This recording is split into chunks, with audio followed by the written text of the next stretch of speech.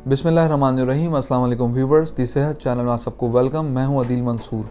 आज मैं आपसे बात करूंगा कि अगर राइस के इस्तेमाल से मोटापा हो जाता है तो चाइनीज़ इतने दुबले क्यों हैं।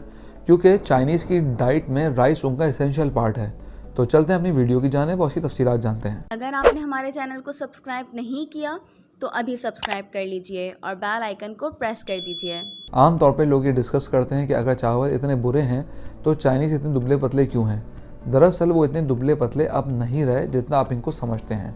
ये बात बिल्कुल रियलिटी है कि 1985 से 2015 तक चाइना में बच्चों में मोटापे की एक बड़ी तादाद पाई गई। एक वक्त था जब चाइनीज़ को दुनिया भर में सबसे दुबली पतली स्मार्ट आबादी समझी जाती थी, लेकिन अपने मोटापे की वजह से अब वो अमेरिका के बाद दूसरे नंबर पे आते हैं। लेकिन 90s की दिहाई में और आज के दौर में उनकी डाइट में क्या कुछ चेंज हो चुका है, हम इस पर बात। चाइना में पहले मुकाबले में अब शुगर का इस्तेमाल बहुत ज़्यादा बढ़ चुका है। पहले के दौर में चाइना में एक बंदा 1 किलो 700 ग्राम चीनी इस्तेमाल करता था सालाना, लेकिन आज के दौर में एक बंदा 7 किलो 700 ग्राम चीनी सालाना इस्तेमाल कर रहा है। आप ये देख रहे हैं कितना बड़ा फ़र्क आ चुका है। इसके अलावा पहले के दौर में सब्जियों का इस्तेमाल बहुत होता था। पहले सी फूड और फिश का इस्तेमाल भी इनकी डाइट का बहुत अहम हिस्सा होता था, जो दिन ब दिन कट ऑफ होता जा रहा है। पहले के दौर में ये लोग बॉइल्ड फूड का बहुत ज़्यादा इस्तेमाल करते थे, लेकिन अब इनके यहाँ फ्राइड चीज़ों का, फास्ट फूड और बर्गर्स, पिज़्ज़ा का इस्तेमाल बहुत ज़्यादा बढ़ चुका है। पहले इनके यहाँ खमीर शुदा खाने जिनमें किमची, मीसो, नाटो शामिल होते थे, अब इनका इस्तेमाल भी कम हो चुका है।